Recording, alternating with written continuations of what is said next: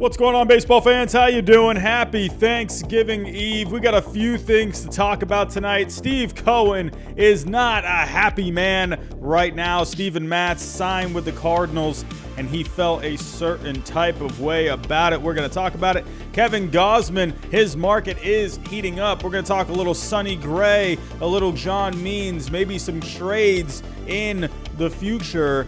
Let's get to it.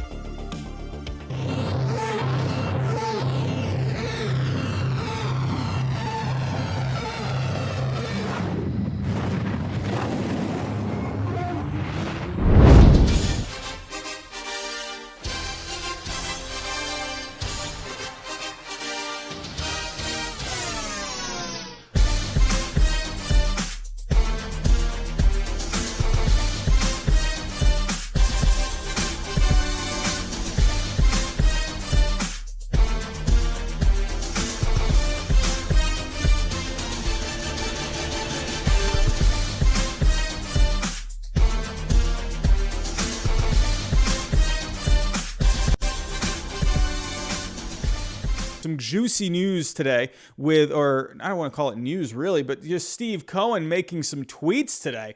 I mean, right from the horse's mouth. I mean, good grief. This guy had a lot to say about Steven Matz signing with the St. Louis Cardinals, in case you missed it. Also, last night, our stream just completely shut down on us last night. I didn't get any warning signs. I didn't get any sort of notifications from my streaming software that I use, letting me know that it was lagging or whatever. And I guess YouTube was having some problems. I don't know what happened last night, but apologies for last night. That show, I was almost done. I still had maybe one or two more things to talk about, but I didn't think it was worth it to just start back over last night. But I'm going to talk about those two things tonight. So again, we're going to talk about Steve Cohen, Steven Matz. I'm going to talk a little Kevin Gausman and Sonny Gray and John Means for tonight. If anyone is new, hit that subscribe button. If you're looking for more baseball news and content, think about hitting that subscribe button. Hit the like button for me. Hit the bell button. Share any of the content if you can.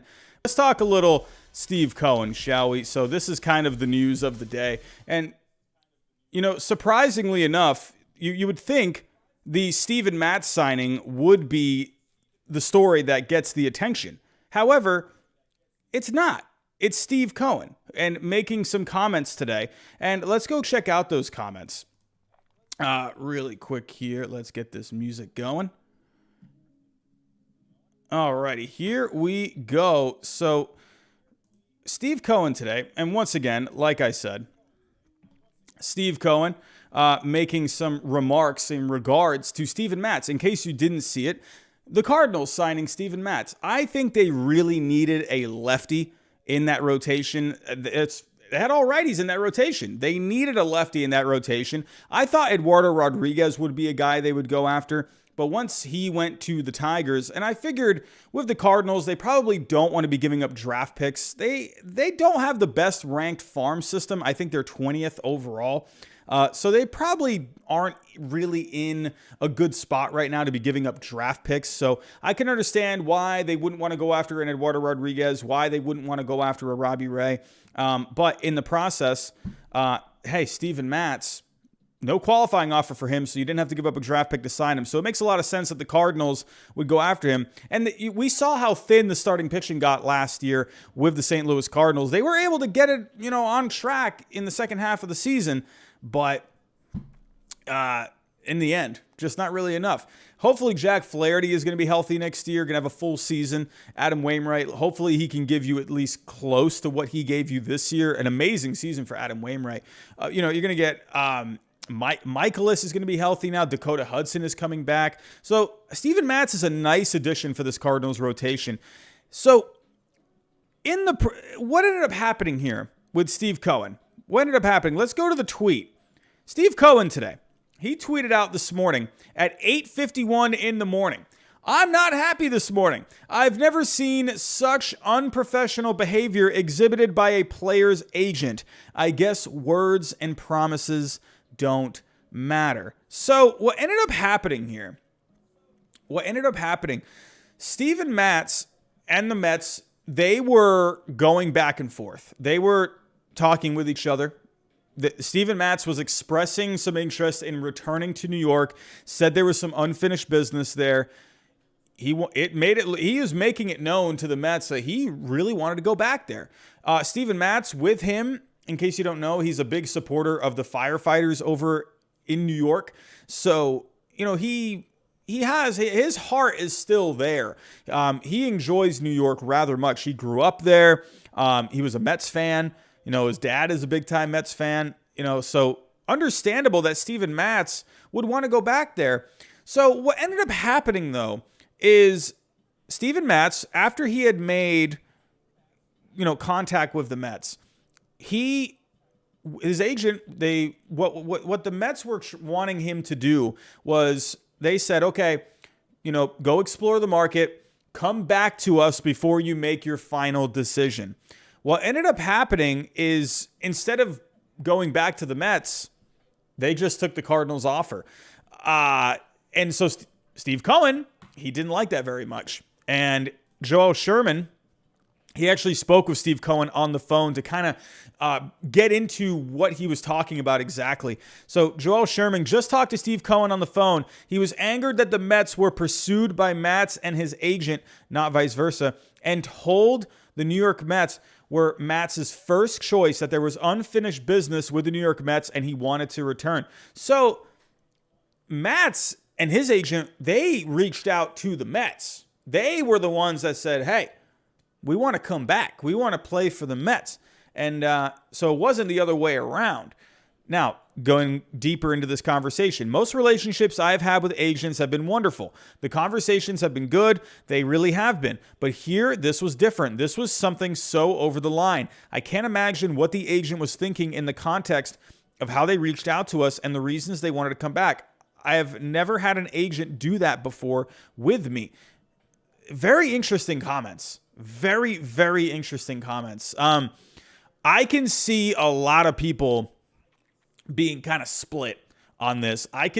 For me personally, I'm always someone where I can see both sides. I can see it from his point of view. Where you got to understand here, Steve Cohen, he's a guy. He's obviously one of the wealthiest men, in the world. Hold on, my cracked iPad is dying. But Steve Cohen, one of the wealthiest men in the world, he has dealt with a lot of businessmen. He has been there, done that. This is nothing new to him. Yes, maybe it's a little different coming into the world of baseball, but Steve Cohen, he knows a thing or two about agents. He knows a thing or two about doing business. In my personal opinion, I feel like this obviously bugged him enough to, obviously put this out on Twitter. But then I can also understand the side too, where it's like, hey, at the end of the day, business is business. Now, again, I can understand where he's coming from because Matz and his agent were the ones to reach out to them. They made it seem very sincere. They also had a Skype call, and Matz was talking to Steve Cohen directly. I don't think he's mad that Steven Matz went to the St. Louis Cardinals. I don't think that's what it is. I think he's just mad with how the agent kind of handled it. Again, at the end of the day, it doesn't really matter. A business is a business. But Steve Cohen, he's a guy that's going to be out there and outspoken.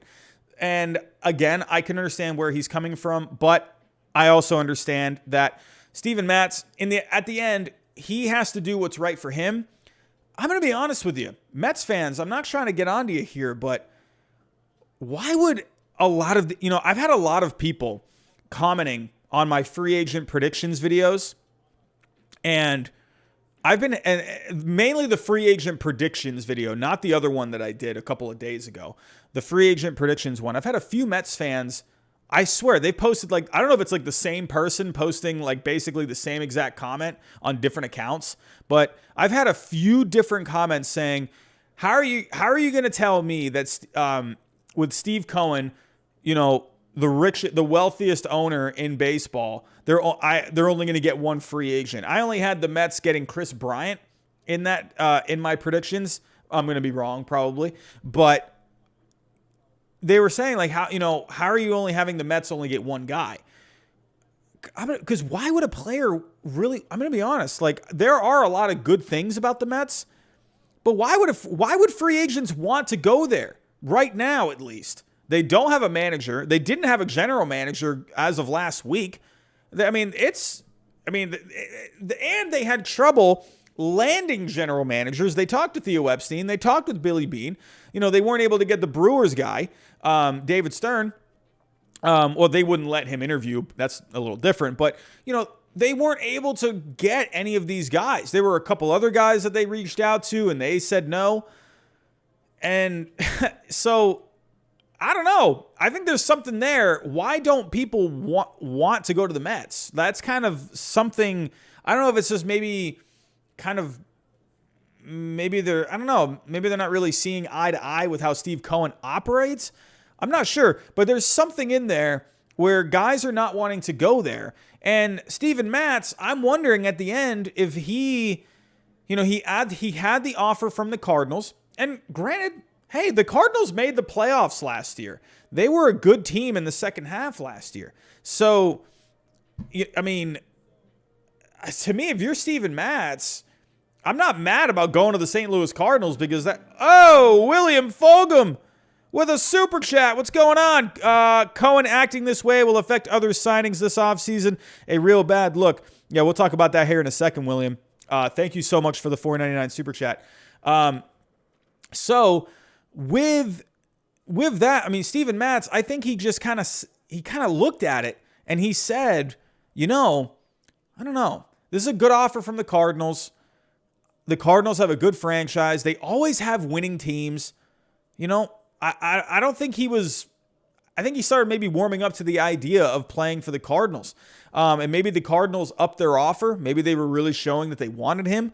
And because you know what also with Steven Matz? He was not very good when he was on the Mets. He was overall pretty awful during his time with the Mets. If you take a look here, over 6 seasons, a 4.35 ERA, 4.49 FIP. With the Blue Jays, he figured something out last year. He looked really good. But look at some of these seasons. Look at that last season in 2020. He was 0-5, 9.68 ERA, 7.76 FIP. He was getting a good amount of strikeouts. He was keeping the walks down, but he was giving up a ton of home runs. There was just something not there. He had some good moments with the Mets overall. He was there for the World Series that year. But overall, just not a very lackluster time, very up and down with the Mets. Good season in 2016, good rookie that was his full rookie season. But when he came up in 2015, he looked really good. Good rookie season. Bad in 2017. Better in 2018. I mean, FIP still didn't look very good. 2019 dipped again a bit. 2020 awful. So he's had a kind of an up and down career. But with Toronto, he was able to figure something out. So I think with the Cardinals, I think he probably, in my opinion, I think he just really liked what they were offering money-wise. I think he just appreciated the franchise. And I think he just thought, you know what? If the Mets, I don't know, because you got to remember, in his last season with the Mets, didn't do very good. He got booed quite a bit in Queens. So I don't know how fans fully felt about Steven Matz. I think Mets fans were ready to move on from Steven Matz. I think a lot of them were happy when he got traded last year. I think there were some Mets fans that did want to keep him around, but I think the majority of Mets fans were okay with him leaving. And, but now a lot of Mets fans, they see what he did last year and they're thinking, oh, okay, come on back. And overall, Steven Matz, I think he was at peace with signing with the Cardinals. Sure, maybe in the early going, he had a lot of, those feelings about going back to the Mets, wanting to, right his career, get his career back on track with that team where he had a lot of ups and downs. But in the end, I think he said, you know what? The Cardinals, it's a great franchise. They're always in contention. They're always having good teams on the field. They develop players well. I think he just looked at it. I think he said, all right, you know what? I like the money. I'm not even going to bother going back to the Mets because you know what? I like this. I think he really warmed up to the Cardinals. And I think he probably just kind of woke up one day, and he just said, you know what? I'm just going to sign it. I'm not going to worry about the Mets.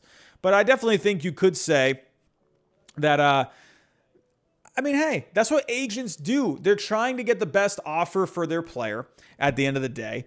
They're trying to get the most money for their player because at the end of the day, the agents, they get a cut of the money too. So obviously they're trying to get the best offer. And I think Steven Matz, I wouldn't be surprised if you ended up hearing saying like, yeah, I didn't want to go back to the Mets, honestly. So I think he was okay with it because, let's be real. That agent, I think he would have gone back to the Mets if they were going to offer him more money.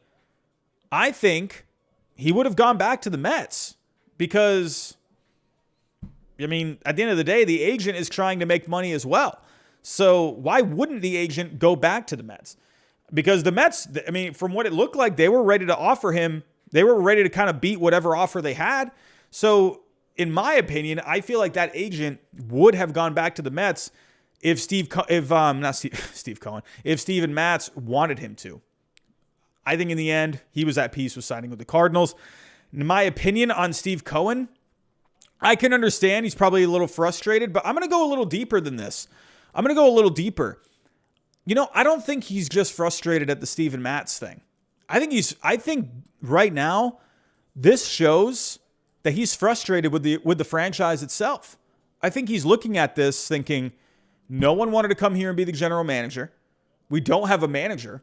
We had a bad season last year, bad first season. I think this really shows that Steve Cohen it's not just Steven Matz. I think he is just frustrated. And I think that whole organization, they've had a rough year. Really, go back to last year. They had all the stuff going on with their front office, all these guys getting fired. A rough season. They looked good, and then they fell apart in the second half. They're not landing a general manager. They don't have a manager. They're not getting any of these players. sure, they did get who was the guy they just brought in? Or they lost Aaron Loop, sorry. I'm sure they wanted to bring him back. It has not gone well. It has not been a good situation, and I think this is just one piece of the whole frustration because Steve Cohen's a smart guy. At the end of the day, say what you will about Steve Cohen, but the guy is incredibly wealthy, and you got to have a little bit of intelligence to get that way. And I think he just let the emotions kind of get to him here, and he just put out a tweet. But also at the end of the day, I think he was just really ticked off about it. And I think he just wanted to just put it out there, But I wonder if would he have made this tweet? Would he have tweeted this if the Mets had been having a good offseason? Let's say they were, signed a couple of guys. Let's say they got a general manager early on. Let's say they brought in Theo Epstein or Billy Beane. Let's say they already got a manager. Would he, and let's say, this happened still with Steven Matz. Would he have made this tweet? Would he have put this out there if they had been having a good offseason so far? I don't think he would have. I think he would have been like, you know what? Screw that guy. Whatever. We don't need him. We're good. Forget it. And I think this is just everything to me. Like if you go back to last year, he wants to win. Steve Cohen at the end of the day, he's got an ego. They all do. Anyone that has all this money, they have an ego. And right now, his ego is not doing too good because he took over this team. He got a lot of attention taking over this team, this franchise. They got all the hype in the world when he became the new owner, and it has gone awful. It's been embarrassing. It has not been good. Sure, they've made some good signings. They had a good offseason last year, I thought. But it's just not been good overall. So I think Steve Cohen, he's just it's starting to get to him a little bit. But we'll have to wait and see. Can the Mets offseason turn around? In the end, if I were to say how I feel about this, I would say, I don't think he should have made this tweet. I think he should have, I know it was probably very frustrating, but I think he should have just kept it off Twitter. I think, should have kept it behind closed doors. Usually that's the best way to do it. Again, I can understand if he's frustrated about that because it probably was frustrating because you were you were given a word, from that agent saying they were going to come back, and he didn't come back. And so Steve Cohen, I don't think he's going to make this mistake again. We'll have to wait and see how this offseason goes for the Mets. But, hey, there is a guy still out there. Where could maybe they lure this guy instead of Steven Matz? We'll have to wait and see what ends up happening. But Kevin Gausman, his market is starting to heat up. And no surprise because, hey, this is one of the better starting pitchers on the market right now. And you have not really seen much about Kevin Gausman as of right now. I'm honestly kind of surprised the Giants haven't brought him back, but it makes me kind of think, I wonder how they are thinking right now about the money with a Kevin Gausman. Let's go check it out here. So the Giants, again, I would think that they would have already had some kind of an offer right now or something, because they already brought in a couple of guys back, Desclafani, Alex Wood, Alex Cobb. There were some talks there. I don't know what's been going on with that. But Kevin Gausman, I feel like this is a guy they should bring back. But hey, the Giants, do they feel like he's not worth the money that he's seeking? But as of right now, the Mariners and Angels are both showing some degree of interest in free agent righty Kevin Gausman. Gausman has also been tied to the Blue Jays and the Giants. Now, hey, I think, it's funny. When I was doing my free agent predictions, I thought to myself, Kevin Gausman, I almost had Kevin Gausman going to the Mariners. And I decided, I'm like, you know what? I feel like the Giants will end up bringing him back. At the end of the day, Gausman, I think he's going to get offers. He's going to get an offer from the Mariners, most likely from the Angels. I wouldn't be surprised about the Blue Jays now that they need a starting pitcher now. I think at the end, he's going to go back to the Giants, and it's going to come down to, are the Giants going to match whatever offer is out there? We'll have to wait and see. But Kevin Gausman, I think he would be a great fit on the Mariners. They really need a guy to lead that rotation. I mean, sure, I love me some Logan Gilbert, but that guy's not ace. He's not ace ready yet. He's not ready to be the ace. And Kevin Gausman's a good veteran guy that you could have on opening day. So he would be huge. I mean, of course, the Angels, they brought in a Noah Syndergaard, but they're not done. They are not done by any means. But one more, real quick before I go back to the Angels, let's look at the Mariners rotation as a whole. It's not bad, but it's not great either. If we take a look at the positional depth charts going into next year, for the projections for next year, the Mariners, they kind of rank kind of near the bottom here. If we take a look, where are the Mariners at? As of right now, the Mariners are only projected to be number 27 in starting pitching. I mean, that is, you got some work to do here. But I do like these guys, but they lack an ace. They lack a true ace. And I know they got some guys coming up from the minor leagues as well. Look out for George Kirby as well. But they need a guy. They need one guy atop this rotation. I like Marco Gonzalez, but to me, he's like a 3 in your rotation. They have, to me, a bunch of 2s and 3s. I mean, do you call Marco Gonzalez a 2? Do you call Chris Flexen a 2 in your rotation? I think Logan Gilbert has the potential to be a 1 or a 2. Justin Dunn, that's a back-end guy. Matt Brash, what's he going to end up turning into? Justice Sheffield, I mean, is he going to be able to get himself back on track? George Kirby, I mean, probably going to be a couple of years before he really shows his true form, a few years at least. I think they need a guy like a Kevin Gausman. I think that would be huge for that team. If we take a look at the Angels, for the Angels here, the Angels right now are projected to be number 16, with Shohei Ohtani and Noah Syndergaard leading the way. They got some other guys here, Patrick Sandoval, Jose Suarez, Reed Detmers. But with a Patrick Sandoval, I feel like he's a decent guy, but I think to me he's more of like a 4 in your rotation. Can Jose Suarez, take a step forward? And Reed Detmers as well. Jose Suarez last year ended up being okay. He kind of went back and forth between the bullpen and the rotation. 14 starts, 23 games total, 3.75 ERA, 4.12 FIP, but not a lot of strikeouts for him, under 8 strikeouts per 9. So I don't know. Reed Detmers, on the other hand, this guy was really good in the minor leagues. This guy was striking out. I mean, look at all the strikeouts that he was getting. Over 12 starts, he had 16 strikeouts per 9, but he really got a taste of the major leagues. He got 5 starts. He got hit around. They were really figuring him out. He definitely went through some growing pains in his time with the Angels this season. But to me, I mean, Reed Detmers is a guy I think has all the potential in the world, but I think he's going to end up being really good. But to me, Ohtani and Syndergaard, at the end of the day, I've said this a few times, with Ohtani, trust me, I get how good that guy was. I do. I understand he was obviously the MVP for a reason last year. I mean, obviously the hitting and the pitching, but he pitched really well. It wasn't like he was just going onto the mound and just pitching. He was pitching extremely well at a high level, and he put up really good numbers. So, but the thing with Ohtani, is he going to be able to stay healthy? That's the only thing. I mean, yes, he had an amazing season this year, but go back to the last couple of seasons. He was there was a lot of health risk with him. He was always, coming up with something. Syndergaard obviously is a health risk coming off of Tommy John. I feel like he's going to end up being fine.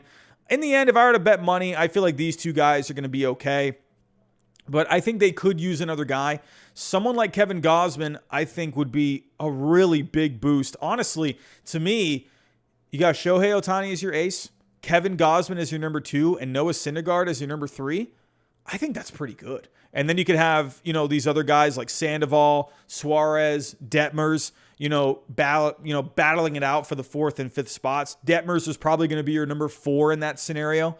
And, either Sandoval or Suarez, most likely probably Sandoval, would get the 5th spot if he's healthy. So I think the Angels, if they could bring in a Kevin Gausman, I actually think they're in really good shape, barring any injuries hopefully no injuries. But let's take a look here. The Blue Jays would be fantastic. Let's take a look at the Blue Jays. Where are the Blue Jays as of right now? They are number 13. He would be a huge lift. Huge lift. They got Jose Barrios locked up. Can Kevin Gausman be the other guy they have for the next few years as well? I mean, be a lot of money spent on that rotation.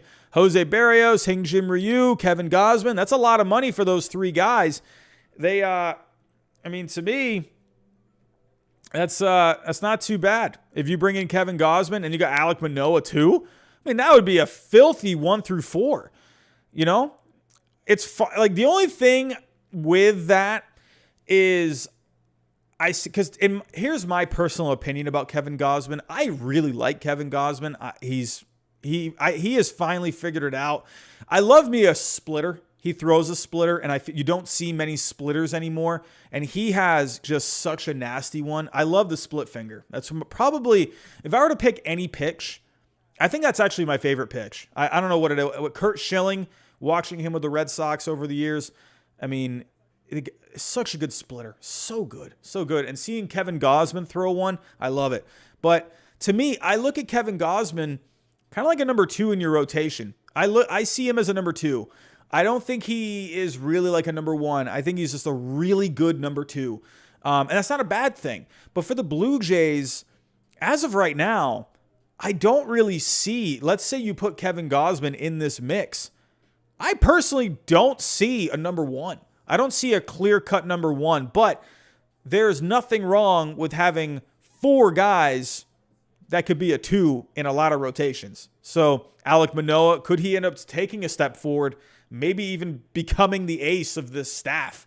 Could you see that? He had a really good season, but Kevin Gausman, we got a super chat. Tom Amiano, what is going on? Robbie, Stroh show to Beantown, buy or sell? I'm going to sell on that one. Thank you, Tom, for the super chat. I'm going to sell on Stroman because I think you mean Marcus Stroman. If I'm seeing Stroh, so I'm thinking Stroman, but I'm going to sell on that. He gets a lot of ground balls. The Red Sox don't have a very good defense. Now, if you bring in a Javier Baez, someone like that for second base, that would only help. But overall, I'm not a fan of, Devers' defense at third base. Bogarts was better this year, but he's not going to be, that amazing defender at short. I'm okay with Bogarts there, but I wonder how he's going to be over the years as he gets older and his range starts to kind of decrease. I feel like Bogarts at one point is either going to move to third or maybe even the second. I think Bogarts, honestly, I see him as more of a third baseman, to be honest, just because I think that range is going to eventually start to just wind down. Not anytime soon, but maybe in, 4 or 5 years from now. Anyway, but Stroman, I don't really see it as a good fit. I think with him, I don't know. I also he's outspoken and he's kind of one of those guys where, yeah, sure, he can say some good things, but then there's times where he can kind of get himself in some trouble. I don't think the Red Sox really want that. I don't think they want those guys that are going to be, they say a lot of good things but they can also be a lightning rod at the same time. The Red Sox usually don't like to bring in those guys. They had the whole thing with David Price, in the last few years. That whole thing with him and Dennis Eckersley. David Price never was great with the media with the Red Sox, and I think the Red Sox they didn't like that, and because they never really talked about David Price. They tried to keep him on the low a lot. There was never any comment about David Price, from ownership, from management.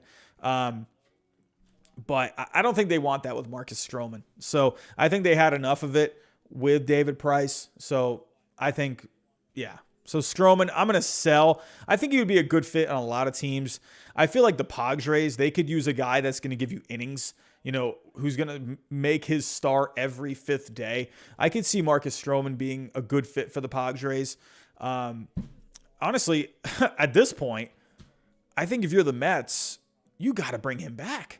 I mean, you need him back. I mean, because you have no innings. You have no innings. Who knows what's happening with DeGrom? I really think if you're the Mets, you got to bring him back. So look at the rotation as of right now. It's not bad on paper when you look at it, but Carrasco wasn't good last year. Taijuan Walker had a horrible second half. DeGrom, who knows what you're going to get out of him health-wise. It's not a good rotation as of right now. But I think you need Stroman back. I think if you can get Stroman and another guy, I think that's going to be good. But to me, there's a lot of places Stroman could go. I think the Angels, honestly, I know the Angels don't have great defense, but at least with Stroman, you're going to get innings. So that would be a nice lift for the Angels. I don't know. I have to wait and see. I don't buy him coming to the Red Sox, though. I don't buy that. So thank you, Tom, for the super chat. Really appreciate that. Kevin Gausman. I think there's a lot of good fits for him. Could Kevin Gausman go to the Mets? Could he go to the Mets? I don't know. At this point, I'm wondering with the Mets, I don't know. I don't know. I think the lack of a manager is something that is kind of bugging some of these guys out there. If I was a player, if I was out there in free agency and I'm looking at the Mets, right? And I'm looking at the fact that they were not able to bring in anyone for the president of baseball operations job. That to me, I'm like kind of reading between the lines and I'm thinking, what's going on there? I don't know. To me, if I'm going out and getting a job, right?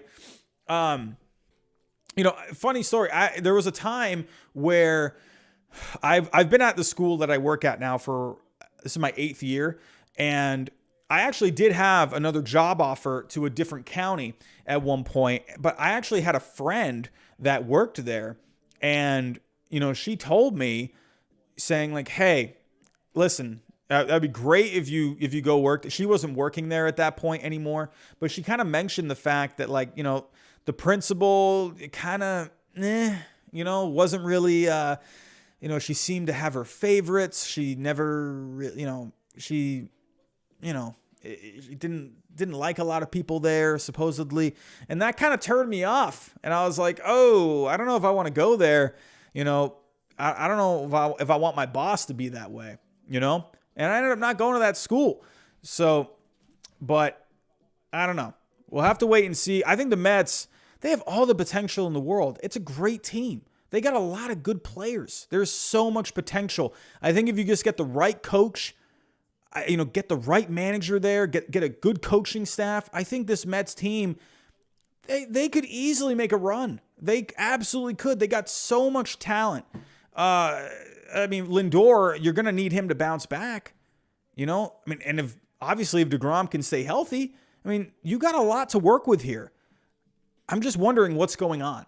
I'm wondering, but hopefully they can get it turned around. But, we got a super chat. Sully with a $2 super chat. Chris Bryant to the Mariners, buy or sell? I buy it.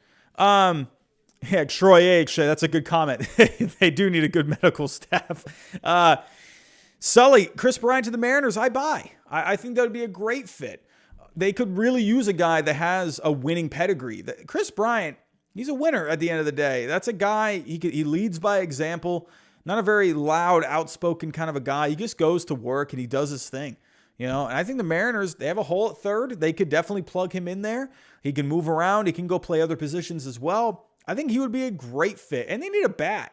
I think he's a good fit there. So I think Chris Bryant would also be a pretty good fit for the Mets. So could that be a good bat for them? At the end of the day, though, I think for the Mets, they need to get these guys going. They need to get Lindor going. That's, I think, the most important thing. They can go out and get all these guys, but you got to worry about what you have too. Anyway, I think I really digressed there, or I really got off track there, so let me digress. But Mariners could use Kevin Gausman. Angels would be a good fit. Blue Jays would be a great fit. I think at the end of the day, the Giants are, in my opinion, I still feel like the Giants are the best fit because he did extremely well there. And keeping him, Logan Webb, atop that rotation, I think that's key. So have to wait and see. I wonder if you're going to see him signed in the next week or so. Pictures are different. Pictures, they're very routine based. In my opinion, if I'm a pitcher and I want to know where I'm playing, it's a little, obviously, if you're someone like a Kevin Gausman, you obviously kind of have to play to the market. You're trying to get the best possible deal. So you don't want to rush to a deal as well. But to me, if it were me, I'm thinking, man, I want to know where I'm going to work. I know we got a lockout coming probably, but I want to know where I'm working. I want to know where I'm living, especially if I have a family too. I want to know where my family's going to be living. I want to know what house am I going to be living in? What grocery store am I going to be going to? Like, what am I going to be doing? I would want to know that. So this deadline for the current, for the CBA talks coming up, December 2nd, I think we could see a lot of action in the coming week. We're going to have to wait and see. So Kevin Gausman, could we see him signed in the next week or so? We have a couple of more stories here. I'm going to get through these. I was not able to talk about these last night because the stream crashed on us last night. So I was talking about this one last night. So let me actually pull this up. This was while I was talking about this is when the stream got cut off. But we were talking about the Cincinnati Reds and Sonny Gray looking like he is the most likely for the Reds to trade. According to reports, the Reds want to hang on to Luis Castillo and Mahle. But with Sonny Gray, this is a guy that I think is really desirable for a lot of teams because, well, he's pretty good, first off, and he's not expensive. He's very affordable. Sonny Gray, I would love to have a Sonny Gray in my rotation as like your number 3. Why wouldn't I? He's very good. Go back to 2020, 11 starts, 3.05 FIP. Even this year, I know his ERA was in the 4s, but FIP was, right there in the high 3s. So Sonny Gray, every year, since he was with the Yankees during that time, he's really figured it out in Cincinnati.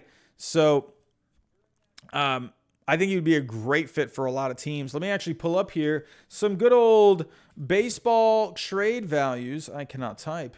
Typing is hard. But baseball trade values, let's see right now. What's a rough estimate? What's a rough estimate of what it would take to get a Sonny Gray? So, K-Man 118 has just subscribed. Thank you for subscribing, my friend. If there's anyone else out there, if you're looking for more baseball content, hey, think about subscribing. We're on our way to 20K by opening day. So Sonny Gray. He's got a nice contract. If we take a look here at the contract, he's in the middle of a 4-year, $38 million contract. That is not that bad. What does that average out to? We got 38 divided by 4. That's $9.5 million per season. Are you kidding me? And you got a team option for 23. Ugh, that's not that bad if you ask me. So Sonny Gray, he is going to have some value. He's going to have a 28.3 value. Or 28.3 million. So it's going to take a little bit to get him. But I think for the Reds, hey, if you're trying to cut costs and also try to get younger as well, I think, you got Castillo, you got Mahle, Gray, he's getting into his 30s now. I think this is a guy where it makes a lot of sense. And you got Hunter Green coming up. You got Lodolo coming up. So I think Gray makes a lot of sense, to see what you can get for him. Because right now, if you're the Reds, you're trying to cut costs, you're trying to get younger. So there's a lot of teams that could use starting pitching. Could you see the Toronto Blue Jays maybe go after a Sonny Gray? I could see something like that. Maybe the Washington Nationals could go after Sonny Gray. They could use some more starting pitching. That starting pitching is a little iffy, if you ask me. Let's go here to the bottom. I think the Rangers could be a pretty good fit. I think he could be a pretty decent fit. Actually, where was... He went to school in Tennessee, so I guess kind of close to Texas. So I don't know if you have any connection there with Texas. I think Texas could be a pretty good fit. They have some prospects that you could deal away. I don't know if you really need to go after him right now. I guess it depends on how the rest of their offseason goes. I think the Twins would be a pretty good fit, honestly. I really think the Twins could be a nice fit. They need some pitching. I don't know. And they still have a good team. I think the Twins could use Sonny Gray. I think that'd be really good. Probably not the Orioles. Could you see the Mariners go after him? Could you see that? Probably not the Rays. Maybe probably not trading within the division. Probably not the Royals. Maybe the Guardians. Maybe. Hey, maybe the Diamondbacks. They could use another pitcher. Why not? I think that's not too bad if you ask me. The Rockies could definitely use some pitching. Could you see the Giants? Could you see the San Francisco Giants? The point here is Sonny Gray is going to fit on a lot of teams. Even if you go up to these top teams with their starting pitching, maybe the Phillies, probably not. Padres, they could use a guy that could, throw some innings for you. The Mets, Sonny Gray in New York. I don't know about that. Braves, that's not bad. I don't know. Braves actually sound all right. Charlie Morton, how's he going to end up being? Mike Soroka, you ever going to get him back? Hey, Atlanta, pretty close to Tennessee. So, went to Vanderbilt. That could be a pretty good fit with the Atlanta Braves. Maybe the Astros want some more pitching. At the end of the day, Sonny Gray, he fits on a lot of teams. But so if I were to go buy or sell, if Sonny Gray is going to be in a Reds uniform, or let's say is there a chance he's going to get traded? I would buy it. I would buy him getting traded because he's desirable and he's not expensive. He's going to be a solid middle of the rotation guy for you, and he's going to give you innings. So Sonny Gray, I think he ends up getting traded. That's just what I think. Now, there's one more guy that could end up getting traded. And this one, I'm wondering if he ends up getting traded or not. I think it's going to take a bit to get him. But, it wouldn't be a bad idea for a lot of teams. One guy is being dangled by the Baltimore Orioles, and that is John Means. Now, John Means, this is a guy, his name has been in the rumors. He threw a no-hitter last year. He kind of wasn't really too effective in the second half. And I'll actually pull up his numbers here for you. But let's take a look at the report. So, according to Buster Olney, the Orioles are dangling John Means in trades. Honestly, it's not a bad idea. John Means has been pretty good. Taking a look at his numbers, he's been pretty solid. Taking a look here. When you look at I'm not a big fan of his FIPs. Look at 2020, 5.60 FIP. His FIP in 2021 was a full run higher, so that is something to take note of. And it was almost a full run higher in 2019. But the one thing about John Means is he's, for the most part, he's going to make his starts. He had some shoulder stuff going on this year. I wonder if that had to do, I don't know, once they kind of got rid of all the sticky stuff. I mean, you saw Tyler Glasnow get hurt. I wonder, did that have anything to do with that? I wonder about that. And we can actually pull up his splits as well. Let's take a look at his splits. Here we go. We can go take a look at the first half. So in the first half, John Means, FIP of 4.20. And then in the second half, 5.01. He was not as effective in the second half last year. Around the same amount of innings pitched, too. So definitely had a tough second half. But overall, I think John Means is an intriguing guy. He's not a free agent until 2025. He's a lefty. I'm going to be honest with you. I know we're talking a lot about the Mets tonight. I mean, granted, hey, Steve Cohen, he kind of put himself out there on the forefront of the news, so it's kind of easy to talk about the Mets tonight. But I wonder if John Means could be a fit for the Mets. I wonder, because if we take a look at their rotation right now, they only have one lefty in David Peterson. I don't know, Tyler Mahle, is this going to be a guy that you can count on? I think John Means could actually be a pretty decent fit for the Mets. He's a fly ball pitcher as well. That's one thing to take note of with John Means. If we look at his stats from this year, let me go to the batted ball stats. Batted ball. Fly ball percentage. So he had a 47.4 fly ball percentage this year. And if we go to the leaders in pitching this year, the highest fly ball percentage was 48.3. So I actually don't know if he qualified for that for the innings. So let me actually go to 130, because I think he threw like 147 innings. But I believe he had one of the higher fly ball percentages this year. Yeah, John Means, he had the fourth highest fly ball percentage. And that stadium, it tends to play pretty well for fly ball pitchers. So, because if I actually pull up ballpark factors,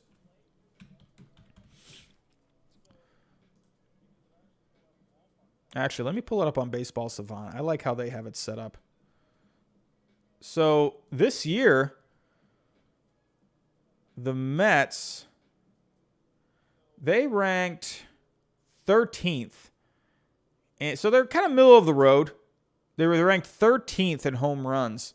So let me actually go back here. Let me go back to 2019. I feel like I saw they ranked pretty low at one point.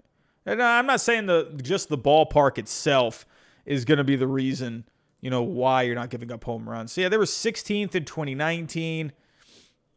But look here. Look here with the Orioles. Number 1 in 2019. Actually, where were the Orioles this year? Orioles were 4th this year. So I feel like he would be okay in a team with a team like the Mets. Go to a place where you're not going to give up. Go to a more spacious ballpark. I wonder if the Giants would end up being a pretty good team. They rank dead last in home runs. Could the Giants be a good fit? They have prospects. Could you see? I mean, the Cardinals, if they had more prospects, not now because they already signed Matz, so I think you're good there. But, maybe a team like the Diamondbacks could go after John Means. One of these teams down here where the ballpark kind of helps you out when it comes to the homers. So, again, I think the Mets, they could use a lefty in their rotation. I think, if they're not going to be able to get a guy in free agency, you're going to have to go out there and maybe make a trade. Actually, I do have a trade here. I actually did one earlier. On baseball trade values. Where do we got here? So I did this trade earlier. So I've gotten 1 like and 1 dislike for the Mets getting John Means, and then 1 like and 2 dislikes for the Orioles. So trade I came up with. Now, Probably not going to happen because I don't see the Mets maybe giving up Ginn. But I was just kind of looking to add up, try and match up the values here. Maybe a package like this, maybe not Ginn, because I think the Mets really like him. So I would say they probably hang on to him. But could you involve a package with a Mark Vientos, who is blocked by Beatty in their system, and Ramirez as well? He seems to be just a high potential guy at the moment.